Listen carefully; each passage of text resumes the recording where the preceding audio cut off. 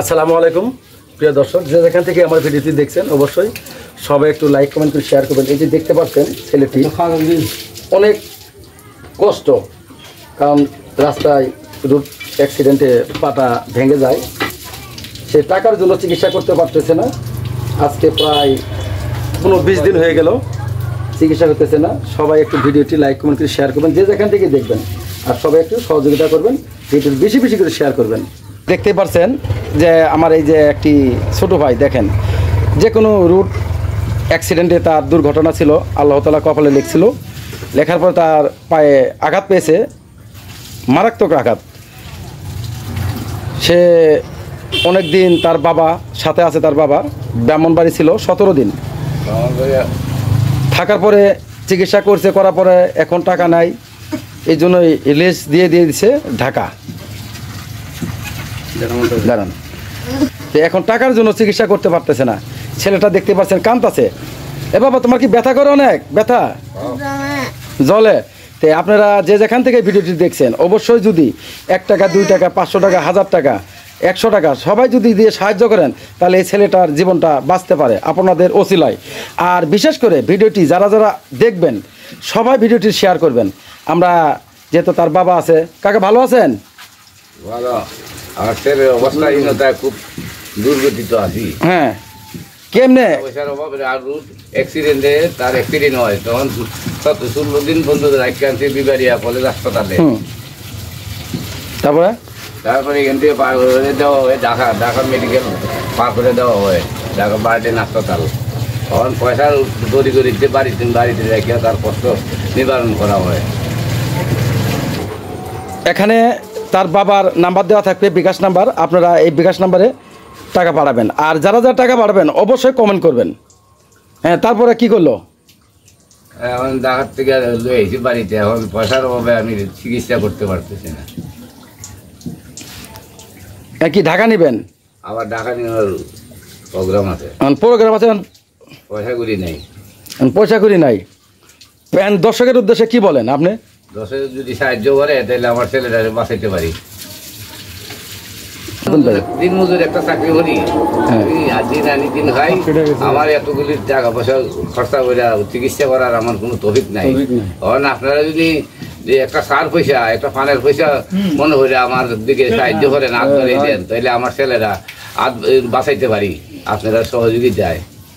প্রিয় দর্শক, দেখতে শুনলেন তো তার বাবার কষ্ট। সে বেতন পায় কত? 8,000 টাকা। 8,000 টাকা বেতন পেয়ে সে সংসারটা খুব কষ্ট করে চালায়। তার ঘরের মধ্যে কিচ্ছু নেই।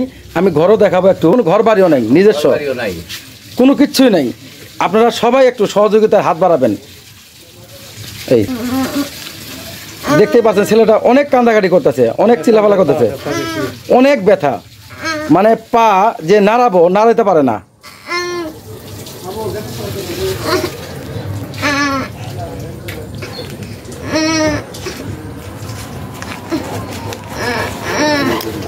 না, সমস্যা নেই। এলন, আমি এই টাকাটা দিলাম, আমার তো অত সামর্থ্য নাই, বুঝছেন? তবে সবাই একটু সহযোগিতা করবেন, যেই পারেন। 100, 200, 50 টাকা হোক, 20 টাকা হোক, 500 পারেন, 1000 পারেন, সবাই দিয়ে একটু সহযোগিতা করবেন। আর বেশি বেশি করে ভিডিওটি শেয়ার করবেন, যে যেখান থেকেই দেখবেন। ওর মা কো দেখবেন তো। এখন আমরা ছেলে তো খুব কান্দাকাটি করতেছে, অনেক কষ্ট।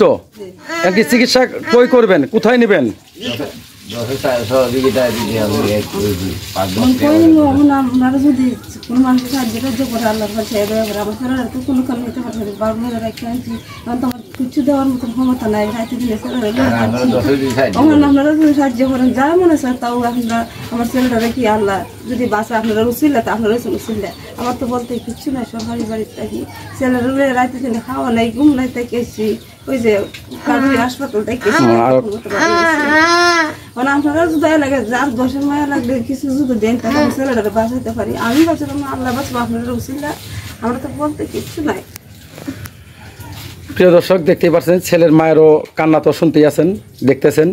সবাই একটু ভিডিওটি শেয়ার করবেন, সবাই কিছু সাহায্যের হাত বাড়াবেন। কারণ আপনাদের সাহায্যের হাত বাড়ালে অবশ্যই ছেলেটি ভালো হবে, চিকিৎসা হবে। তার টাকার জন্য তাকে হাসপাতালে নিতে পারতেছে না চিকিৎসার জন্য। আপনার বিকাশ নাম্বারটা বলেন। 018 হ্যাঁ 709235558। প্রিয় দর্শক, বিকাশ নাম্বার দেওয়া হয়েছে, ছেলের বাপের নাম্বার।